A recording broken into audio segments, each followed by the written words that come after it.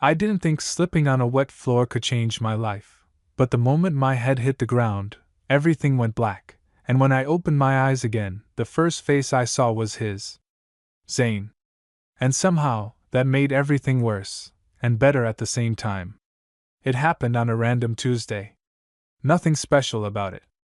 I'd stayed late at work, rushing to finish something my boss dumped on me last minute.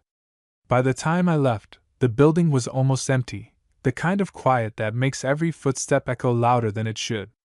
I remember texting someone, probably half distracted, while walking through the lobby. Big mistake. The cleaning crew had just mopped the floor, but the warning sign?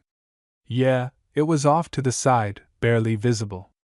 My foot hit the tile, slid out from under me, and the next thing I knew, I was falling hard. The crack when my head hit? I still hear it sometimes. Then nothing. Just darkness. When I came to, everything felt distant. Like I was underwater or something. My ears were ringing, my vision blurry, and I couldn't tell how much time had passed. But I remember his voice before I could even see clearly. Tony, hey, can you hear me? Zane. Out of everyone who could have been there, it was him. I blinked a few times, trying to focus, and his face slowly came into view above me. His brows were pulled tight, eyes scanning me like he was trying to piece me back together. Stay still, he said, one hand hovering near my shoulder, like he didn't want to touch me too suddenly. You hit your head pretty hard. I groaned, trying to sit up anyway. I'm fine. I wasn't. The second I moved, the room spun so fast I thought I was gonna throw up. My stomach twisted, and I grabbed onto his arm without even thinking. That's when he finally touched me properly. Firm. Steady. Tony, he said again, lower this time, almost like a warning. Don't move. There was something in his voice I hadn't heard before. Not teasing. Not casual. Serious.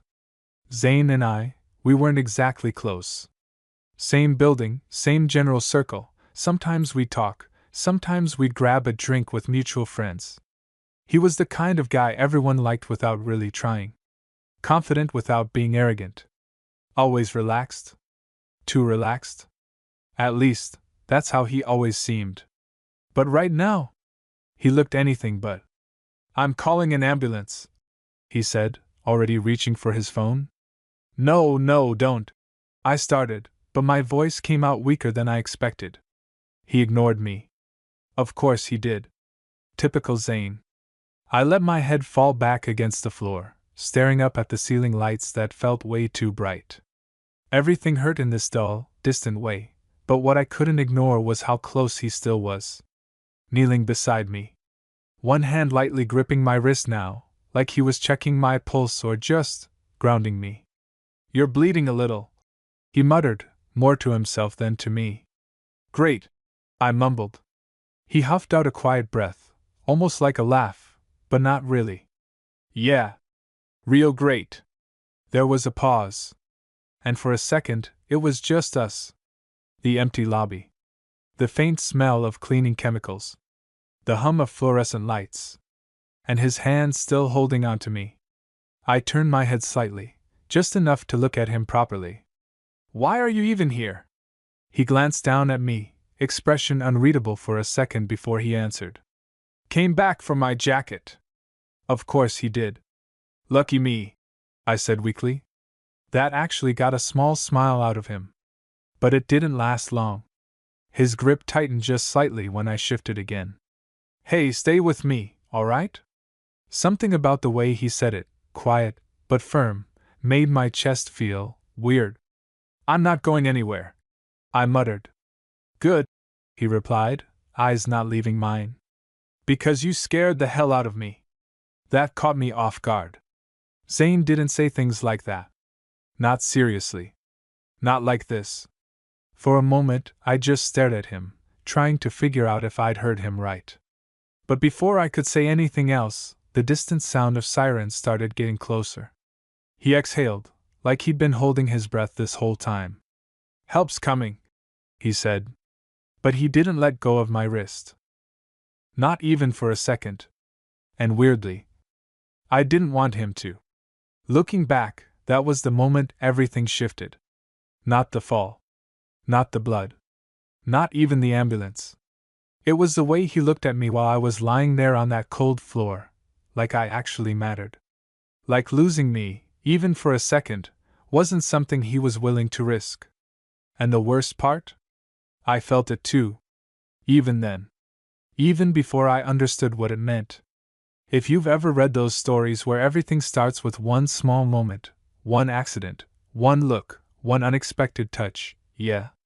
This was mine. And I had no idea how much it was about to change everything. I don't remember getting into the ambulance. I remember flashes, bright lights, voices overlapping, someone asking me questions I could barely process. But the one thing that stayed clear through all of it was Zane. He didn't leave. Even when the paramedic showed up, even when they started checking my head, asking if I knew my name, what day it was, he stayed right there beside me. "Tony, look at me!" His voice cut through everything else. I turned my head slightly, wincing as pain shot through my skull. "I am looking at you." "You sure?" he said, a hint of that usual sarcasm creeping back, but it didn't fully land. There was still tension in his eyes. "Because you look like you're about to pass out again." "I'm fine," I muttered for the 100th time. One of the paramedics glanced at him. "You a friend?" Zane didn't hesitate. "Yeah." Something about how quickly he said it made my chest tighten. They loaded me onto the stretcher, and that's when I finally lost sight of him for a second. It was brief, but I felt it immediately, this weird, sudden drop in my stomach. Like something important just disappeared. Which made no sense. We weren't that close. At least, that's what I kept telling myself.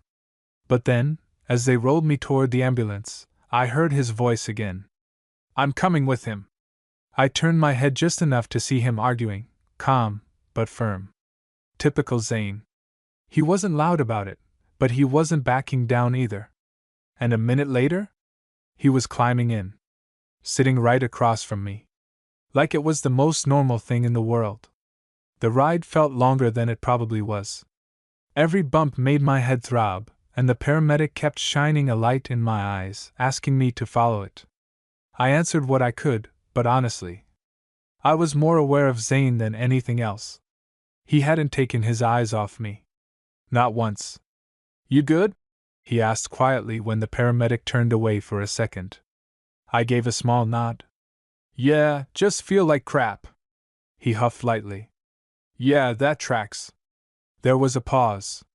Then his hand reached out again, this time more deliberate, and rested against my forearm. Not grabbing. Not checking. Just there. Grounding me. "You're okay," he said, almost under his breath. I don't know if he was saying it for me, or for himself. By the time we got to the hospital, the adrenaline had worn off, and everything hit harder. The lights were too bright. The noise too sharp. My head pounding in a way that made it hard to think straight. They wheeled me into a room, started running tests, asking more questions. Somewhere in the middle of all that, I lost track of time again. But every time I opened my eyes, Zane was still there, leaning against the wall, sitting in the chair, watching me, waiting. At some point, a doctor came in, explained I had a mild concussion, needed rest, monitoring, all that standard stuff. I caught maybe half of it. What I did catch was Zane asking questions. Actual questions. How long should he stay? What should I watch for? Can he be alone tonight? I blinked at him from the bed, slightly out of it but aware enough to register how involved he sounded. This wasn't casual anymore. This wasn't just wrong place, right time. This was something else. When the doctor left, the room finally went quiet. Too quiet. I shifted slightly, wincing again. "You don't have to stay, you know." Zane looked up immediately. "Yeah. I do." I frowned a little. "Why?" He held my gaze for a second, then looked away, running a hand through his hair. "Because," he started then stopped. For once, Zane didn't have an easy answer. And that alone felt strange. You hit your head, Tony, he said finally, quieter now. I'm not just gonna leave. I let out a weak breath, staring at the ceiling for a second before looking back at him. You stayed the whole time? Yeah. Why? He looked at me again, and this time, he didn't dodge it. Because when you didn't wake up right away, he said slowly, I thought. He cut himself off. But I didn't need him to finish. I could see it in his face. That moment. That fear. And suddenly, everything felt heavier. Realer. Zane, I started, not even sure what I was going to say. But he shook his head slightly, like he didn't want to get into it. Just don't do that again, all right? There it was. Deflection. But softer than usual. Less guarded. I almost smiled. Yeah, I muttered. I'll try not to fall dramatically in public next time. That got a small laugh out of him, finally. And for a second, things felt normal again. But not really. Because underneath it, something had shifted. And we both knew it. They ended up keeping me for observation longer than expected. Which meant one thing I definitely didn't expect. Zane was still there hours later. Still sitting in that same chair. Still watching me like he was making sure I didn't disappear. And somewhere between the pain, the exhaustion, and the way he hadn't left my side, I realized something I wasn't ready to admit yet. This wasn't just about the accident anymore. Not even close. And the moment that really messed with my head was still coming. I woke up to his voice again. Not loud. Not panicked this time. Just close. Tony, hey. I blinked slowly, my head still heavy, like my brain hadn't fully caught up with the fact that I was awake again. The hospital room was dimmer now, lights lowered, quieter than before. Different. How long was I out? I muttered, my voice rough. Zane leaned forward in the chair beside my bed, elbows resting on his knees. Like an hour.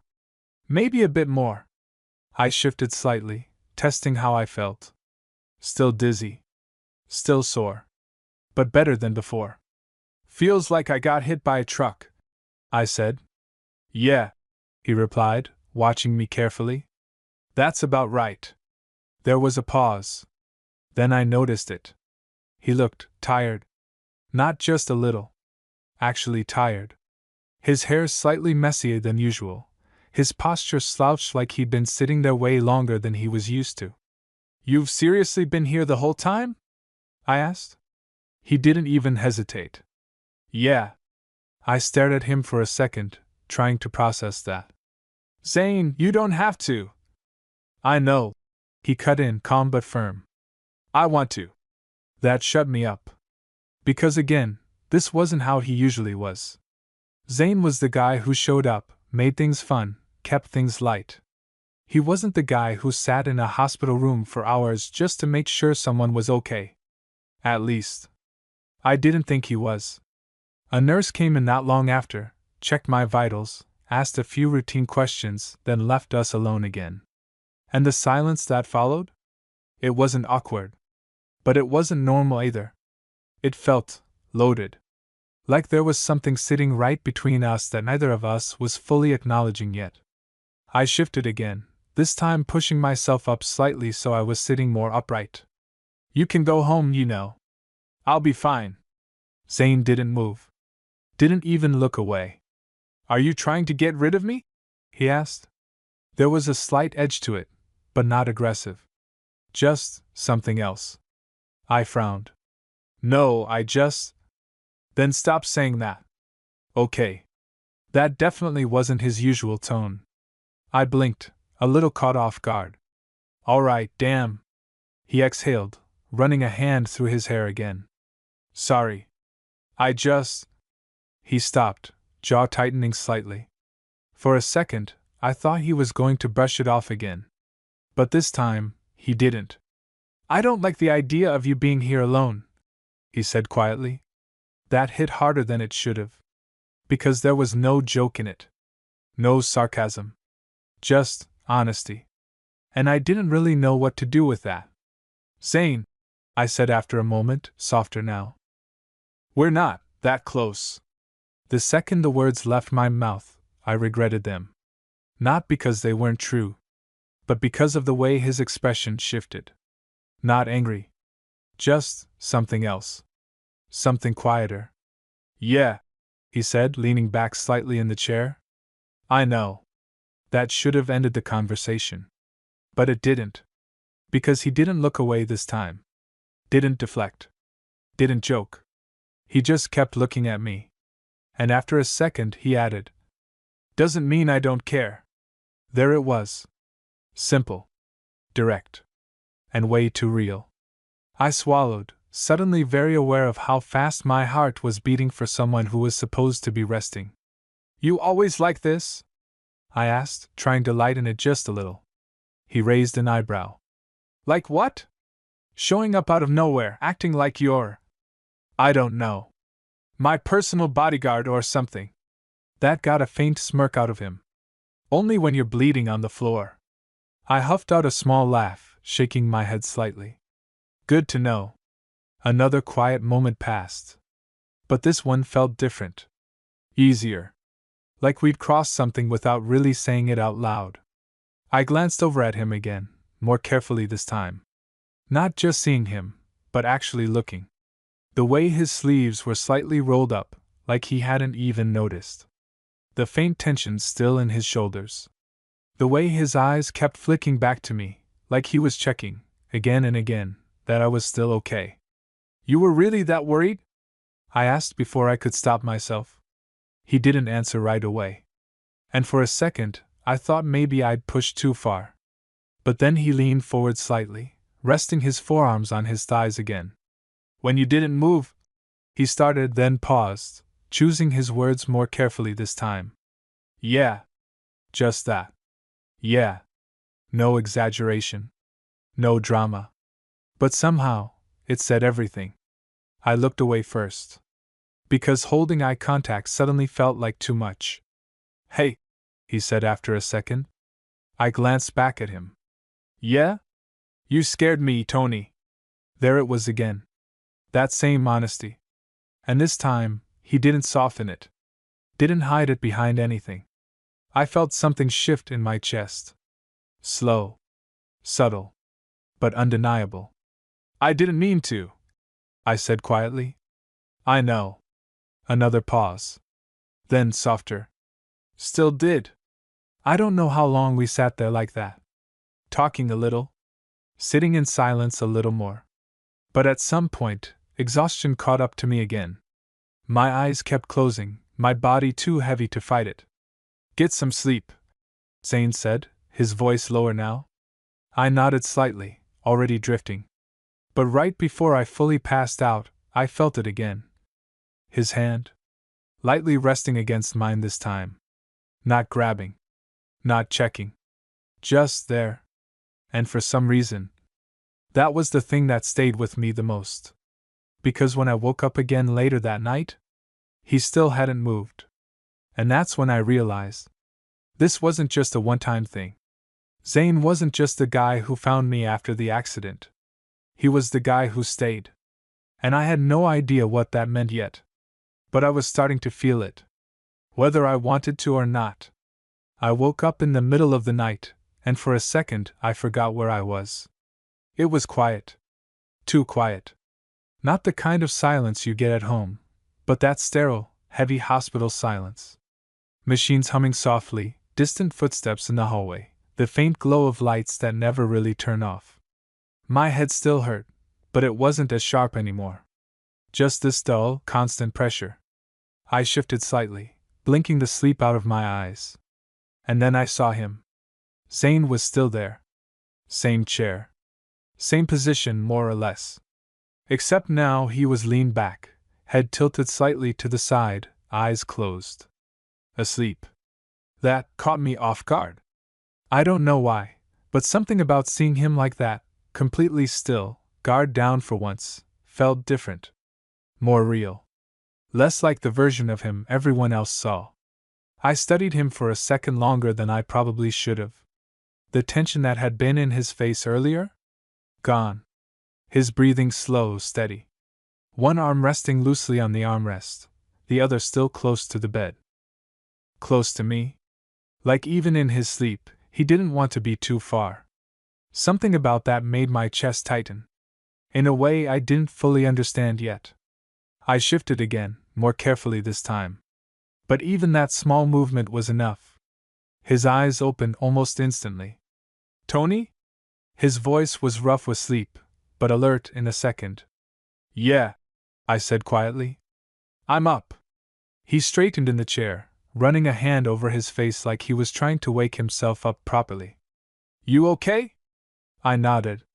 Yeah, I think so. He leaned forward immediately, like he needed to see for himself. Any dizziness? Nausea? I almost smiled. Relax, doctor, I muttered. I'm not dying. Not funny, he shot back, but there was no real bite to it. Still, he didn't look convinced. His eyes stayed on me a second longer, scanning, checking. Only when he seemed satisfied did he finally lean back again. You fell asleep, I said. He let out a quiet breath. Yeah. Guess I did. How long? Not long. I raised an eyebrow. You don't even know, do you? He smirked faintly. Does it matter? I shrugged slightly. Just didn't think you were the type to crash in a hospital chair. Yeah, he said, glancing at the floor for a second. Neither did I. There was something in that. Something unspoken. Zane, I said after a moment. He looked back at me immediately. Yeah? Why are you really still here? He didn't answer right away. And this time, he didn't brush it off either. He just sat there for a second, like he was deciding how honest he wanted to be. Because I didn't like how it felt when you weren't responding. Simple. But it hit harder than anything else he'd said so far. I swallowed, my throat suddenly dry. That's it. He let out a small breath, shaking his head slightly. No, he admitted. There it was. My chest tightened again. He leaned forward a bit, resting his forearms on his thighs, eyes locked on mine. I've seen people get hurt before, he said. It's never great, but this was different. Different how? Another pause. And this one felt heavier. Because it was you. That did it. That was the moment something in my brain stopped trying to downplay everything. Because there was no casual way to say that. No easy way to interpret it. And he didn't look like he was joking. At all. You barely even know me, I said, quieter now. He frowned slightly. That's not true. Zane. I know enough. He cut in. I know you're always the one making sure everyone else is good. I know you pretend you're fine even when you're not. I know you hate asking for help. I blinked at him. You've been paying attention. He held my gaze. Yeah. There was no hesitation. No awkwardness. Just truth. And that somehow made it harder to breathe. The room felt smaller all of a sudden. Like the air had shifted. Like we'd stepped into something neither of us had planned for. You don't do this for everyone, do you? I asked. A small, almost amused exhale left him. No, he said. I don't. Then why me? That question lingered between us. And for a second, I thought maybe he wouldn't answer. But then he leaned back slightly, eyes still on mine, something softer settling into his expression. I think you already know. I didn't.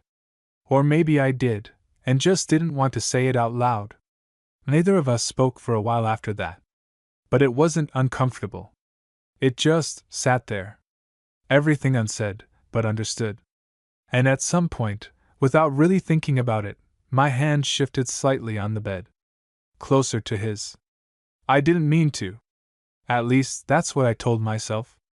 But I didn't move it away either. And neither did he. You should try to sleep again, he said quietly after a while. I nodded, even though I wasn't sure I actually could. But I leaned back anyway, letting my head rest against the pillow. Zane? Yeah? Thanks. He didn't respond right away. But I felt it. His hand brushing lightly against mine again. Still there. "I've got you," he said. Soft. Certain. And for the first time since the accident, I actually believed it. That night should have just been about recovery. About rest. About getting through a stupid accident. But it wasn't. Because somewhere between hitting the floor and waking up with him still sitting beside me, something had changed. Something I wasn't ready to name yet. But I could feel it. Clear as anything. And the scary part? I wasn't sure I wanted it to stop. Morning came slower than I expected. Not in the peaceful, well-rested kind of way, but in that heavy, groggy way where your body wakes up before your brain does. The first thing I noticed? The light. Too bright again, even through half-closed eyes. The second thing? My head still hurt. Not as bad as before, but enough to remind me that yesterday actually happened. And the third? Zane. Still there. Except this time, he wasn't in the chair. He was leaning forward, elbows on the bed, head resting on his arms, like at some point during the night, the chair just stopped being enough. I stayed still for a second, just looking at him. He looked even more exhausted in the daylight. Like he hadn't really slept at all. Like even when he closed his eyes, part of him stayed awake. Because of me. That thought sat weird in my chest. I shifted slightly, and that was all it took. "Tony?" His head lifted immediately, voice still rough but alert. "Yeah," I said, blinking a few times. "Morning." He exhaled like he'd been holding something in. "Yeah, morning." For a second, neither of us said anything. Then he straightened up, rubbing the back of his neck. "How do you feel?" "Like I lost a fight," I muttered. He huffed out a quiet breath. "Yeah, well, Floor definitely won." I almost smiled. Almost. A doctor came in not long after, ran through the usual checks again. Said I was doing better, but I'd need to take it easy for a few days. No work. No screens for too long. Rest. All that. I nodded through most of it, but honestly, I was barely listening. Because Zane was still there. Still standing off to the side, arms crossed, paying attention to every word like it actually mattered to him. Like I actually mattered to him. When the doctor left, I looked over at him again. "You don't have work or something?" I asked. He shrugged. "Took the day." I frowned.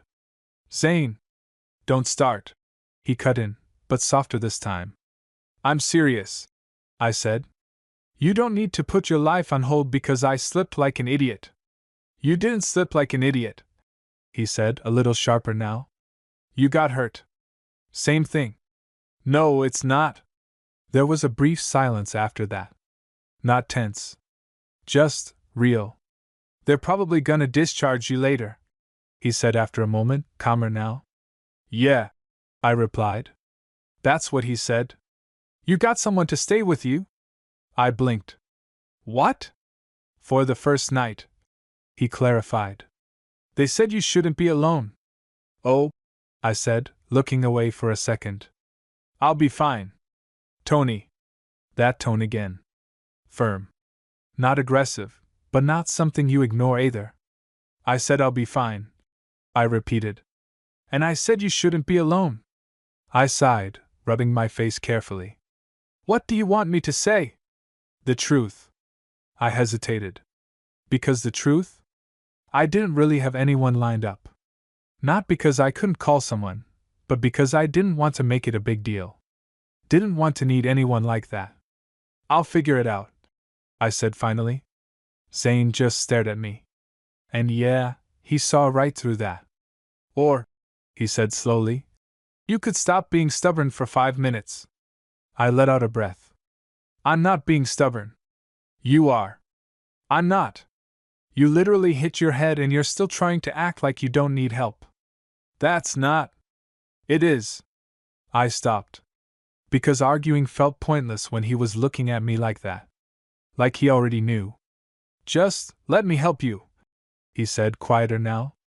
"And that?" That hit different. Not pushy. Not demanding. Just honest.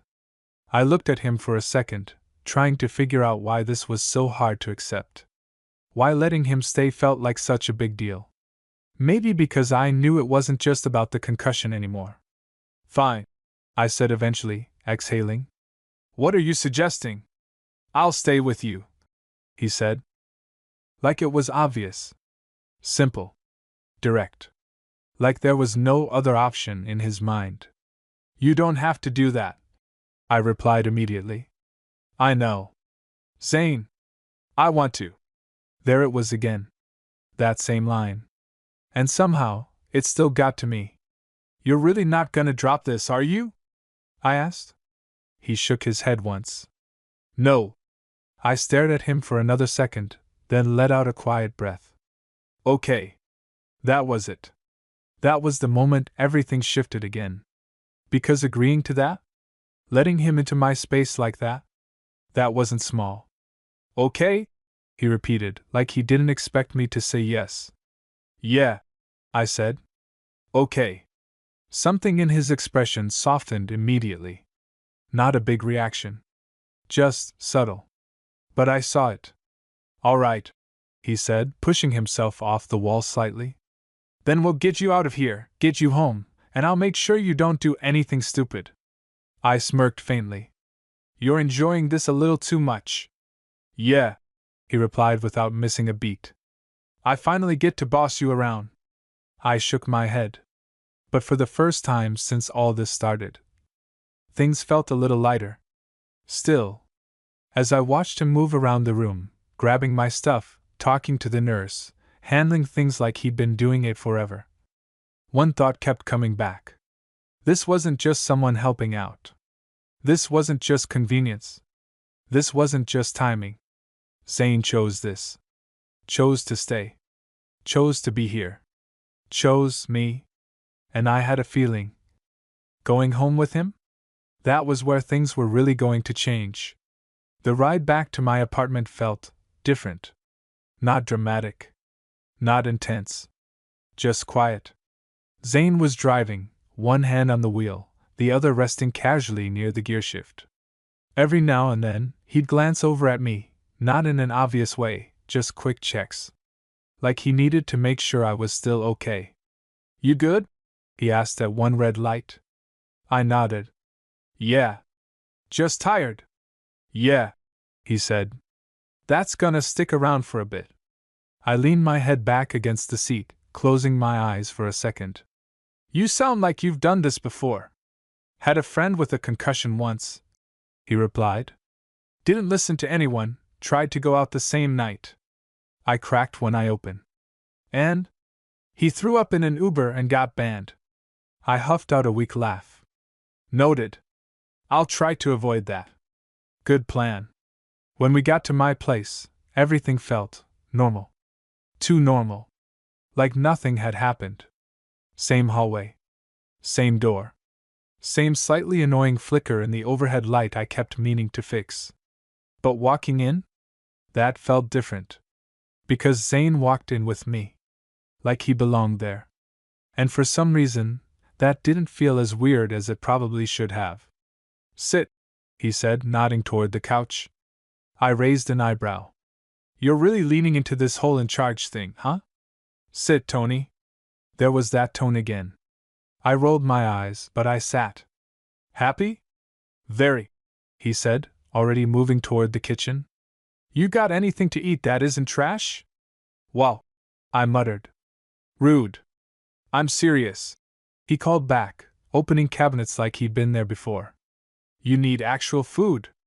I have food. You have chips and whatever this is, he said, holding something up. Instant noodles, I replied. He gave me a look. Exactly. A few minutes later, he somehow managed to put together something semi-decent out of whatever I had left in my fridge. I watched him from the couch, arms loosely folded, still a little out of it, but aware enough to notice how comfortable he looked. Like he wasn't a guest. Like this wasn't temporary. You don't have to do all that, I said. I know, he replied, not even looking up. I want to. That line again. And yeah, it was starting to get to me. When he finally brought the food over, he handed it to me without a word. Eat, he said. Yes, sir, I muttered. He smirked faintly but didn't comment. I took a few bites, realizing halfway through that I was actually starving. See? He said, watching me. You needed that. Don't get used to being right, I replied. Too late. After that, things slowed down. I stayed on the couch, half sitting, half lying down, while Zane moved around the apartment like he was making sure everything was set. Lights dimmed. Water within reach. My phone plugged in. It was small stuff, but it added up. You're hovering, I said at one point. I'm not hovering. You are. I'm observing. I gave him a look. That's just hovering with a better name. That got a quiet laugh out of him. Just making sure you're good. I am good. He hummed, clearly not fully convinced. At some point, the silence settled in again. But like before, it wasn't awkward. Just calm. I leaned my head back, eyes half closed, listening to the faint sounds of the city outside. You can relax, you know, I said after a while. I'm not gonna randomly pass out or something. Yeah, he replied. You already did that part. I snorted lightly. But he didn't laugh this time. Zane, I said, opening my eyes again. Yeah? You're still doing it. Doing what? Watching me like that. He didn't deny it. Didn't even try. Yeah, he said simply. I stared at him for a second. Why? He leaned back slightly in the chair across from me, arms resting on his knees. Because I keep thinking about it. About what? That moment, he said. When you hit the floor. My chest tightened slightly. You're okay now, I said. I know. Then why does it still matter? He looked at me for a second, then exhaled quietly. Because for a second, I thought you weren't gonna get back up. That hit harder than I expected. And the way he said it? Like it wasn't something he could just shake off. I shifted slightly, sitting up a bit more despite the lingering ache in my head. I did get back up, I said. Yeah, he replied, eyes still on me. You did.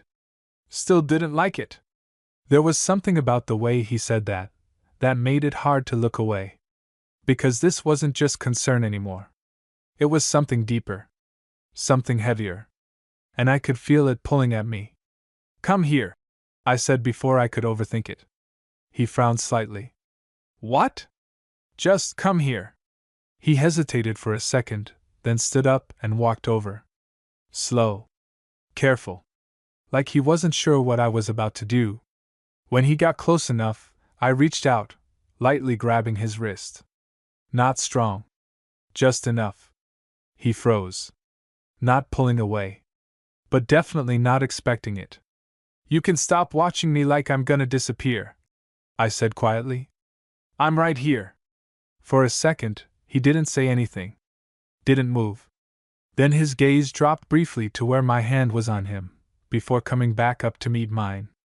I know, he said. But he didn't sound fully convinced. My grip loosened slightly, but I didn't let go completely. And he didn't step back. We just stayed there. Closer than before. The space between us smaller than it had ever been. You're still worried? I said. Yeah. Why? He let out a quiet breath. Because I don't think I realized how much I'd notice if you weren't around. There it was. No joke. No deflection. Just truth. And yeah, that did something to me. Zane, I started, not even sure what I was going to say. But whatever it was, it got stuck. Because the way he was looking at me now, it wasn't casual anymore. Not even close. And for the first time since this whole thing started, I wasn't thinking about the accident. At all. I was thinking about him. And how close he was. And how neither of us was moving away. I don't know who moved first. That's the part that still messes with me when I think about it. Because 1 second, we were just standing there, too close, saying things we probably shouldn't have been saying, and the next, something shifted. Not fast. Not reckless. Just inevitable. My hand was still lightly around his wrist when I felt it, his fingers turning slightly, not pulling away, but adjusting, like he was choosing to stay there. Like he wanted to. "Tony," he said, quieter now. Not a warning. More like checking. Giving me a chance to stop this before it turned into something else. I didn't. I should have, maybe. But I didn't. Instead, I tightened my grip just slightly, not enough to trap him, just enough to make it clear. I'm not letting go. His eyes dropped to our hands again, then back up to mine. And yeah, that was it. That was the moment everything tipped. "You sure?" he asked. It wasn't about my head anymore. We both knew that. I swallowed, my chest feeling tighter than it had all day. "Yeah," I said. And I meant it. He stepped in closer. Slow enough that I could have backed away if I wanted to. I didn't. The space between us disappeared completely, and suddenly I was very aware of everything: his height, the warmth coming off him, the way his breathing had changed just slightly. My hand slid from his wrist to his arm without thinking. Still light. Still testing. But definitely not neutral anymore. "Tell me if..."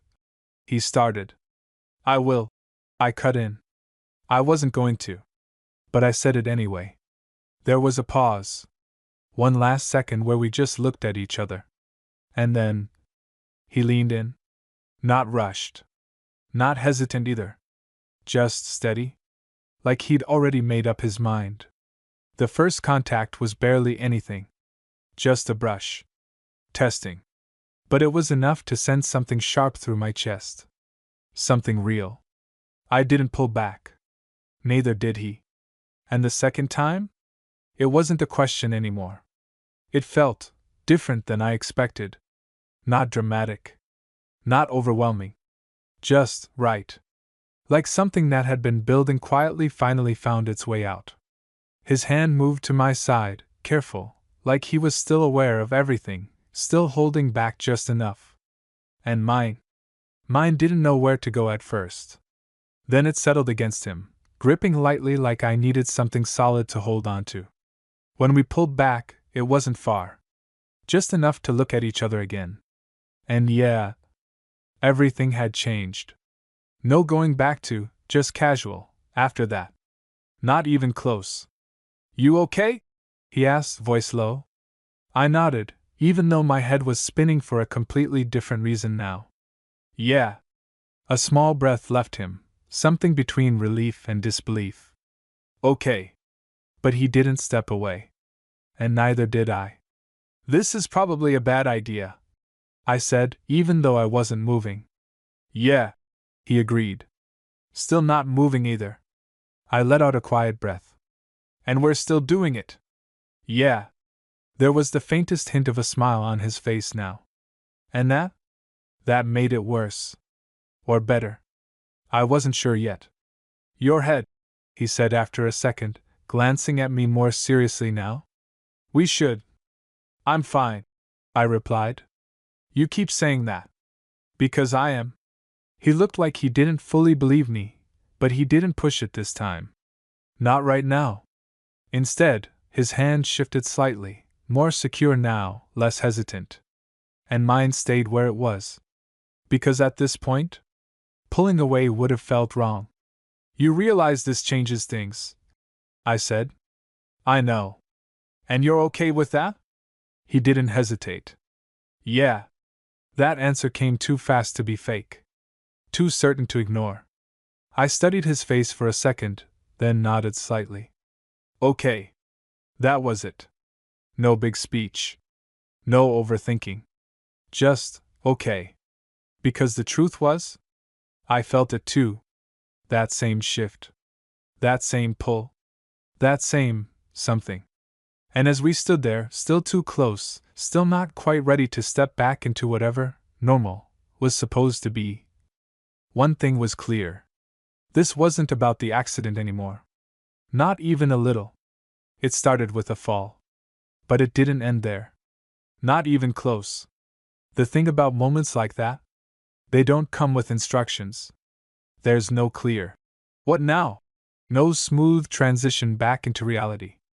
Just two people standing too close, knowing something changed, and not quite sure how to move forward without breaking it. Zane was the first to step back. Not far. Just enough to breathe. Not enough to create distance. "You should sit," he said, softer now, like he was grounding both of us again. I exhaled, running a hand through my hair. "Yeah, probably." The moment stretched for a second longer, then I turned and dropped back onto the couch.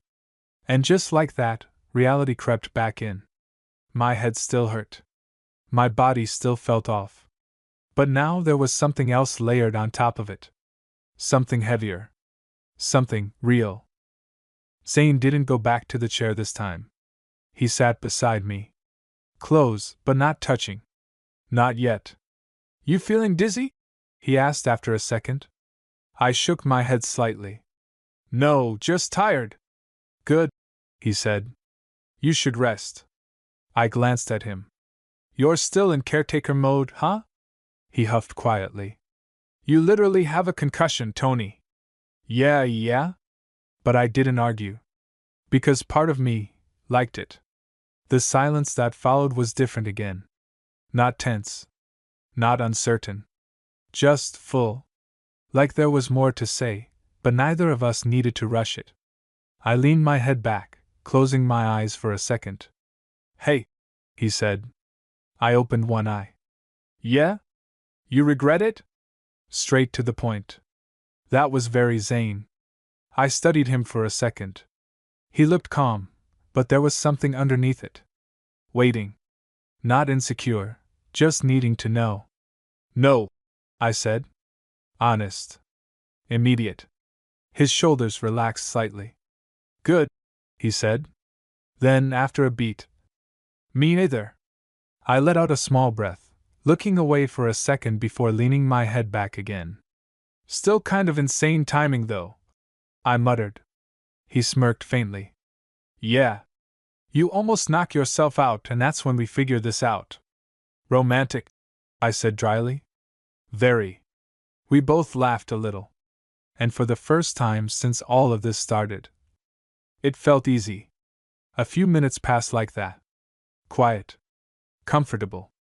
Until I felt it. His hand. Lightly resting against mine on the couch. Not grabbing. Not asking. Just there. Like before. But this time? I didn't even hesitate. I turned my hand slightly, letting our fingers settle together naturally. And he didn't pull away. "You're staying, right?" I asked quietly. I already knew the answer. But I wanted to hear it. "Yeah," he said. Simple. Certain. "I told you I would." I nodded slightly. "Good. We'll figure it out," he added. I glanced at him. "Figure what out?" "This," he said, motioning lightly between us. "Whatever this is." I exhaled slowly. "Yeah," I said. "We will." And for once, that didn't stress me out. It didn't feel complicated. It didn't feel like something I had to control. It just felt like something I wanted to see through. "Get some sleep," he said after a while.